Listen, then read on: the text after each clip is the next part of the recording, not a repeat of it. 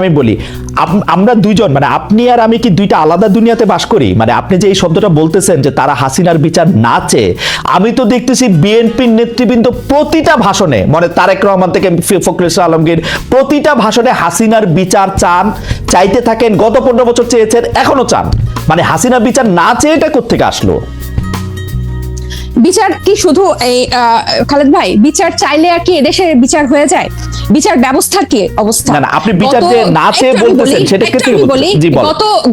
গত এই হাসিনা প্রধান বিচারপতিকে তার একজন এমপ্লয়ি দিয়ে তো দেশ ছাড়া করেছে। আমাদের তো এবং এই যে বিচার ব্যবস্থার প্রতি যে মানুষের আস্থা আনা, এবং আমরা কিন্তু বলছি না পুরো বিচারটা শেষ করতে হবে, একটা দৃশ্যমান বিচার প্রক্রিয়া। আইসিটি কি করছে? এই জাতিসংঘের মানবাধিকার কিন্তু পরিষ্কার তাদের রিপোর্টে লিখেছে যে এটা এখানে আন্তর্জাতিক অপরাধ হয়েছে। আপনি কি জানেন শেখ হাসিনার বিরুদ্ধে এই পর্যন্ত কতটা মামলা হয়েছে, কতটা মামলার ফাইনাল রিপোর্ট বা চার্জশিট একদম কাছাকাছি চলে আসছে? এগুলি সবগুলি বিচার প্রক্রিয়ার অংশ এবং এই সবগুলি বিচার শুরু হয়েছে আসলে। এবং সেটার দৃশ্যমান, আপনি দৃশ্যমান কি চান? কিভাবে বুঝবেন যে দৃশ্যমান হবে? আপনি যে বলছেন আমি আর আপনি দুটো আলাদা ভুবনে থাকি, সত্যি করে খালেদ ভাই, নির্বাচন নিয়ে শুধু নির্বাচন কিন্তু আমরা চাই না, ব্যাপারটা এরকম না। শুধু নির্বাচন নিয়ে যে ধরনের আলাপ, যে ধরনের বক্তৃতা, যে ধরনের প্রচার, যে একটা নির্বাচিত সরকার আসলেই সংস্কার করে দিবে, একটা নির্বাচিত সরকার আসলেই বিচার হবে, আর তারা এসে বিচার করবে, এটা ছাড়া এই আওয়ামী লীগ যে 15 বছরে যে শুধু তো জুলাই হত্যাকাণ্ড না, পিলখানা, শাপলা, 3টা অবৈধ নির্বাচন, তারপর এই গুম, বিচার বহির্ভূত হত্যাকাণ্ড এবং ব্যাংক লুট, মানে অন্য মাত্রার, এগুলোর বিচার, এগুলো নিয়ে কথা কি আছে টেবিলে? আমার তো মনে হয় না। যদি এরকম আমার মনে হয় আপনি শুনলে হয়তো দেখবেন যে এগুলো সবগুলি আছে, এই কোনোটাই নাই তা না, এবং এর প্রত্যেকটার বিচার হইতেছেও, কিন্তু প্রত্যেকটার বিচার প্রক্রিয়া শুরু হয়েছে। বিচার প্রক্রিয়া তো আদালতে শুরু হয় না, বিচার প্রক্রিয়া শুরু হয় তদন্তের মাধ্যমে, বিচার প্রক্রিয়া শুরু হয়। আমি খালেদ ভাই, আমি আপনাকে একটা বলি, যেই এই কিছুদিন আগে যে আমাদের ঢাকা মেয়রের কে ঘোষণা করা হলো, এই বিচারের এই বিএনপি পন্থী একজনকে ঢাকা মেয়রের ঘোষণা করা হলো আদালতের রায়।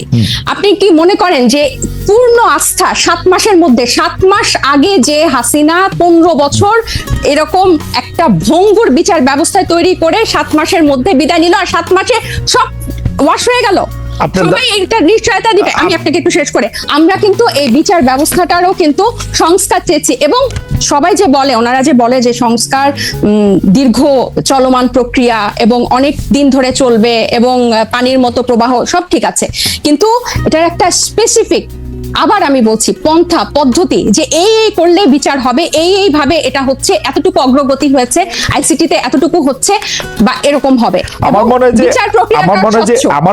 আমাদের যে 15 বছরের যে ভঙ্গুর বিচার ব্যবস্থা, সেটার পরে যে আমাদের কিন্তু এই সন্দেহটা রয়ে যায় প্রত্যেকটা শহীদ। আমি একটু দুইটা বিষয় আপনাকে একটু বলে আমি একটু মনে আপনার কাছে, আমার মনে হয় যে আপনারা এনসিপির পক্ষ থেকে যেখানে আইসিটি ট্রায়াল হচ্ছে এবং শেখ হাসিনার অন্যান্য সহযোগীদের বিরুদ্ধে যেসব মামলা হয়েছে, সেই মামলাগুলির আপনারা খোঁজ নিতে পারেন। আমি দায়িত্ব নিয়ে বলতে পারি, বর্তমানে যিনি প্রধান বিচারপতি রয়েছেন সৈয়দ রেফাত আহমেদ, তার সময় বাংলাদেশের বিচার ব্যবস্থায় আসলে আমূল পরিবর্তন করা হয়েছে। যেখানে আসলে তারেক সাহেবের মামলা দেওয়া হয়েছে, সেই তারেক সাহেবের মামলা রায় যেখানে দেওয়া হচ্ছে, সেখানে নতুন বিচারক এসেছেন এবং বাংলাদেশের প্রত্যেকটা জায়গায় আসলে সিটিং জজগুলির নতুন নিয়োগ দেওয়া হয়েছে, এগুলি পুরনো কেউ নাই। এটা আপনারা খোঁজ নিলে নিশ্চয়ই আপনারা জানবেন। তারপরও আমি মনি আপাকে এই প্রশ্ন করতেই চাই, ডক্টর জাবিন অনেকগুলি ভ্যালিড প্রশ্ন তুলেছেন, সেই ব্যাপারে আপনার সাথে আসলে আমি একটু কথা বলতে চাই। তার আগে আমরা সরকারের কাছে জানতে চেয়েছিলাম, বিএনপির কেন্দ্রীয় সরকারের কাছে না, দর্শকদের কাছে, বিএনপির কেন্দ্রীয় নেতৃত্বের নিয়ন্ত্রণ স্থানীয় পর্যায়ে নেই। আমরা প্রশ্নটি এমনভাবে করতে চাই যে একই বিষয় কি এনসিপির জন্য সত্য না? এনসিপির কি সব জায়গায় নিয়ন্ত্রণ আছে? জাবিন, আপনি শুনছেন কিনা আমি জানি না, মনিয়াপা শুনছেন কিনা আমি জানি না। আমি তো শুনছি এনসিপির পরিচয় দিয়ে স্থানীয় পর্যায়ে বহু লোক বহুভাবে চাঁদাবাজি করছে, বহু লোক বহুভাবে এনসিপির পরিচয় দিয়ে, সমন্বয়ক পরিচয় দিয়ে, আহ্বায়ক পরিচয় দিয়ে বহু লোক বহুভাবে চাঁদাবাজি করছে। এইটা আপনি এটাকে কিভাবে দেখেন? আর বিএনপির মানে বিএনপির কি প্রবলেম, সেটা নিয়ে এনসিপির বিবৃতি দেওয়ার কারণ কি? মানে এইটা আপনি কি আসলে কিভাবে দেখেন? আসলে বিএনপির কারো দ্বারা যদি কেউ আক্রান্ত হয়, সে আইনের ব্যবস্থা নিতে পারে। আপনারা একটি রাজনৈতিক দল হয়ে আরেকটি রাজনৈতিক দলের কোথায় নিয়ন্ত্রণ আছে কোথায় নিয়ন্ত্রণ নাই সেটি বলার কারণ কি আসলে? কিছুদিন আগে প্রথম আলোর একটা জরিপ আমি একটু দৃষ্টি আকর্ষণ করতে চাই, যেখানে 7ই আগস্ট 2024 থেকে 31শে মার্চ 2025 পর্যন্ত একটা রিপোর্ট প্রকাশিত হয়েছিল বিএনপি এবং তার সহযোগী অঙ্গ সংগঠনের অপরাধের একটা তালিকা, যেখানে আর্থিক এবং মৌখিক সহিংসতা মানে হুমকি, চাঁদাবাজি, এটা ছিল 372টা, এবং শারীরিক সহিংসতার রেকর্ড ছিল মানে মারামারি, সংঘর্ষ, সেটা ছিল 488টা, এবং মৃত্যু 70টা। এবং এছাড়াও আপনারা জানেন যে হাতিয়ায় আমাদের হান্নান মাসুদের উপর সংঘর্ষ হয়েছে, হামলা হয়েছে। এবং প্রত্যেকটা জায়গায় আপনি যে বললেন এনসিপির অসংখ্য প্রতিনিধি করছে, আমাদের কিন্তু এনসিপির একটা আহ্বায়ক কমিটি ছাড়া আর কোনো জায়গায়, আমাদের নাগরিক কমিটির বিভিন্ন কমিটি ছিল, কিন্তু এনসিপির কোনো জায়গায় এখনো কোনো প্রতিনিধি দেওয়া হয় নাই বা কমিটি দেওয়া হয় নাই। তো যারা অপরাধ করছেন বা যারা এই নাম ভাঙিয়ে, সমন্বয়ক নাম ভাঙিয়ে বা এখানকার আহ্বায়ক নাম ভাঙিয়ে যারা চাঁদাবাজি করছেন, তাদের কিন্তু গ্রেফতারও হচ্ছেন এবং তাদেরকে কিন্তু আইনের আওতায় আনা হচ্ছে। আরেকটা যেটা, এবং এই যে আপনার জনাব সার্জিস আলম, আপনাদের একজন নেতা, উনি যে 155টা গাড়ি নিয়ে ওখানে গেছেন, তার আগে হান্নান মাসুদের গাড়ি নিয়ে গেছেন, সেটাতে চাঁদাবাজি করছেন, সেটা অনেকেই বলতেছেন। আপনারা কি এটা তদন্ত করছেন? আপনারা তো এটা বিবৃতি পর্যন্ত দেন নাই, আমরা একটা চিঠি দেখছি ফেসবুকে। আপনাদেরই আরেকজন তাকে একটা প্রশ্ন করেছেন, মনে হচ্ছে যে এটা ছেলে খেলা। একটা লোক 155টা গাড়ি নিয়ে শোডাউন করতেছে, পরে আবার ব্যাখ্যা দিচ্ছে যে এটা তার দাদার টাকা, বাবার টাকা। আপনারা এটা কিছু বলতেছেন না, কোন রকম তদন্ত করতেছেন না, আপনারা বলতেছেন যে আমরা। খালেদ ভাই, গত এই ঈদের আগে এই সার্জিসের ব্যাপারটা নিয়ে মনে হয় আমরা যে কয়টা গণমাধ্যমের সাথে কথা বলেছি, টকশোতে গিয়েছি, প্রতিনিয়ত এটা নিয়ে কথা বলেছি এবং এটার প্রশ্ন জবাবদিহি আনুষ্ঠানিক বিবৃতি দিয়েছেন, এনসিপি আনুষ্ঠানিক বিবৃতি দিয়েছে। আমাকে শেষ করতে দেন, আমাকে একটু শেষ করতে দেন। যেখানে যে মানে আমাদের তো শুধু একজন তারেক রহমান নাই যে যিনি কথা বললে ওই কথাটাই মানে বেদবাক্য হবে। আমরা সবাই কিন্তু এখানে যেহেতু এটা একটা কালেকটিভ নেতৃত্বের একটা দল এবং সবাই আমরা বিভিন্ন জায়গায় কথা বলছি, গণমাধ্যমের সাথে কথা বলছি। আমরা বারবার বলেছি যে এই তারা যে পাল্টাপাল্টি বক্তব্য দিয়েছে ফেসবুকে, এটা সম্পূর্ণ তাদের ব্যক্তিগত একটা পোস্ট এবং তারা সেভাবে সেটা হ্যান্ডেল করেছে। আমি আরো বলি যে আপনি আমাকে যে কথাটা শেষ করতে দিলেন না, তো এই যে বিভিন্ন জায়গায় যে তাদের এই সহিংসতা এবং তাদের যে স্থানীয় পর্যায়ে নিয়ন্ত্রণ নাই, এটা স্বয়ং তাদের দলের যে তারেক রহমান সাহেব, উনি নিজেও কিছুদিন আগে, এই 2-1 দিন আগে, ঈদের আগে একটা বক্তব্যে বলেছেন যে যারা এরকম করছেন তাদেরকে উনি ডিজোন করেন বা টানতে পারেন না। সো এটা প্রমাণিত যে তাদের স্থানীয় পর্যায়ে তাদের ইয়াটা নাই, কন্ট্রোলটা নাই, এবং নিজে উনি এই কথা স্বীকার করেছেন। আর আমাদের দলের সাথে যে আপনারা বিএনপির তুলনা করছেন, এটা এই কারণে আমি বলবো যে আমরা এখনো সাংগঠনিক ভাবে ওভাবে বিস্তার লাভ করি নাই। নতুন একটা রাজনৈতিক দলে অনেকেই কিন্তু শেল্টার নিতে চাইবে বা নাম ভাঙিয়ে এটা করতে চাইবে, কারণ এই যে এইগুলো কিন্তু এই 1 মাস আগে আমরা এসে নতুন করে তৈরি করি নাই, বরং এই পুরনো রাজনৈতিক অপসংস্কৃতির মধ্যে আমরা এসে জন্ম নিয়েছি। সো এখন আমাদের উপর দায়িত্ব এসব রাজনৈতিক অপসংস্কৃতি পরিষ্কার করা এবং ফেরেশতার মতো বিহেভ করা। সো আমরা কিন্তু অথবা আপনার দায়িত্ব, ডক্টর জামিল, অথবা আপনাদের দায়িত্ব হচ্ছে ওই সংস্কৃতিটারও বেশি করে করা। একটু খালেদ ভাই আমি শেষ করি। ওই সংস্কৃতি বেশি করা না, ওই সংস্কৃতির বিরুদ্ধে কথা বলা। আমরা এই রাজনৈতিক অপসংস্কৃতির বিরুদ্ধে কথা বলতে চাই এবং এটা শুধু বিরুদ্ধে কথা বলা না, আমরা এটা চর্চাটাও করতে চাই। এবং আপনি যখন বলেন যে গণ অভ্যুত্থান, বা আপনারা যখন বলেন যে গণ অভ্যুত্থান এই কোটা বিরোধী আন্দোলন দিয়ে শুরু হয়েছিল, ছাত্রদের ডাকে হয় নাই, এটা গত 15 বছর বিএনপি নির্যাতিত হয়েছে, এটা যেমন সত্য। 24-এর গণ অভ্যুত্থান বৈষম্য বিরোধী ছাত্র আন্দোলনের ব্যানারে হয়েছে, বিএনপি সেই ব্যানারে এসে আন্দোলনে অংশ নিয়েছে, সেটাও সমান পরিমাণ সত্য। এখানে এটা অস্বীকার করে কোনো উপায় নাই। ঠিক একইভাবে গণ অভ্যুত্থানের যেভাবে সবাই হকদার, এই রাজনৈতিক অপসংস্কৃতি দূর করার দায়িত্ব 1 মাস আগে জন্ম নেওয়া একটা দলের যেরকম দায়িত্ব, 47 বছর আগে জন্ম নেওয়া একটা দলের দায়িত্ব। আমরা শুধু একটা বিবৃতি দেই নাই দেখে আপনি আমাদেরকে প্রশ্ন করতে পারেন। একটা বিবৃতি না, আপনার কথা শেষ হইলে আমি একটু বলি, মানে একটা কথা শেষ হইলে আপনি একটু বলি। আপনি তো বলে যাচ্ছেন, এত সুন্দর চমৎকার কথা বলেন আপনি, আপনাকে শুনতে খুব ভালো লাগতেছে, কিন্তু আপনি যদি আমাকে একটু সময় দিতেন। জি বলেন। আপনি বলতেছেন একটা বিবৃতির কথা। আপা আপনি একটু খেয়াল করে দেখেন, আপনারা 5 স্টার হোটেলে ইফতারি কোথায় করলেন, কে আপনাদের চাঁদা দিল, সেই বিবৃতি সেটা আপনারা বিবৃতিতে জানান নাই। আপনারা রূপায়ণটার মধ্যে 2টা বিল্ডিং ভাড়া করে কেমনে থাকতেছেন, আপনারা এই 8 মাসে এটা আপনারা এটা জবাব দিতে পারেন নাই। আপনাদের শোডাউন করলেন কোত্থেকে গাড়িতে, এটার জবাব আপনারা বিবৃতিতে দিতে পারেন নাই। আপনারা কেন হাসনাত আব্দুল্লাহ হঠাৎ করে বললো আর্মি তাদেরকে ডাইকা নিয়ে বলছে আওয়ামী লীগকে রাজনীতিতে আসতে দিতে হবে, তারপরে আপনারা এটার নিয়ে কিন্তু কোনো একটা দলগত অবস্থান আপনারা জানান নাই। আপনারা বিবৃতি দেন না এমন না, কিন্তু আপনারা কিন্তু বিবৃতি দেন। জনাব নাহিদ ইসলাম এবং আপনাদের মিডিয়া সেলের পক্ষ থেকে আমরা অনেক বিবৃতি পাইছি, এগুলি ব্যাপারে আমরা কোনো বিবৃতি পাই নাই আনফরচুনেটলি। টক শো থেকে আপনি কথা কইলেন, এখন আপনার কথাটা কি আমরা শুনবো নাকি আপনার একটা পার্টির বিবৃতি আশা করবো? আপনি নতুন রাজনৈতিক বন্দোবস্তের কথা বলতেছেন, একটা নতুন আপনি আমাকে দেখাইতে পারবেন যে এনসিপির সাথে বিএনপির কি তফাৎ, এনসিপির সাথে জামায়াতের কি তফাৎ? কোন জায়গা দিয়ে আপনারা একটা তফাৎ করতেছেন আরেকটা জায়গা দিয়ে একটা নতুন বন্দোবস্ত আনছেন? একটা উদাহরণ দেখান একটা নতুন বন্দোবস্তের। আচ্ছা খালেদ ভাই, বিবৃতি দিয়েই যদি এসব অপসংস্কৃতি বা এসব ব্যাপার থেকে মুক্ত হওয়া যেত তাহলে বোধহয় বিবৃতি দেওয়া হতো। আমরা কোন কোন বিষয়ে বিবৃতি দিয়েছি আপনি নিশ্চয়ই সেটা যেহেতু খেয়াল করেছেন, আপনি খেয়াল করে থাকবেন।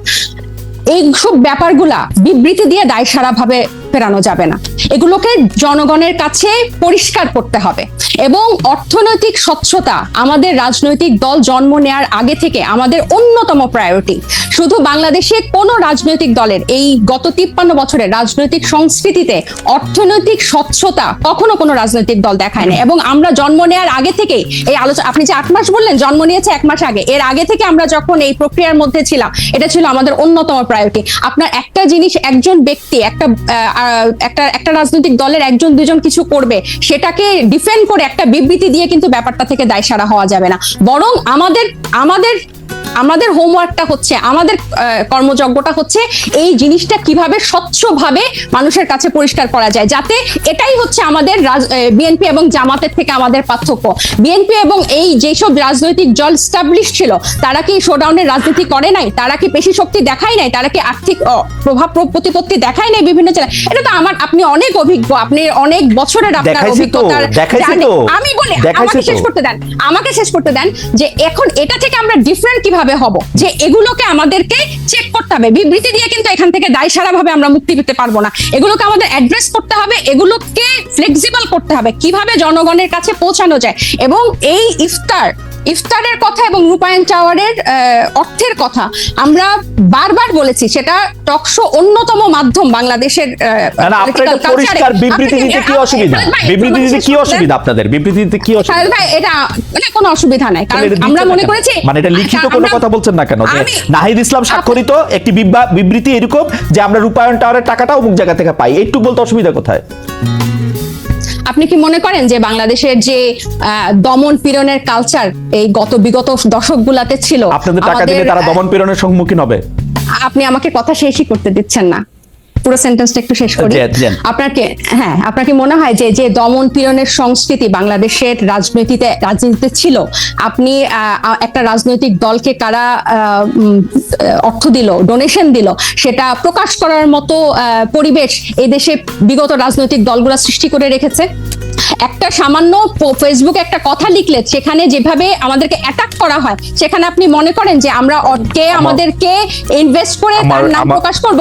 আর শুধু কি একটা রাজনৈতিক দল, শুধু এনসিপি? আমার খুব আশা যে আপনি আপনার কথা নিজেও শুনতে পাবেন এক সময়।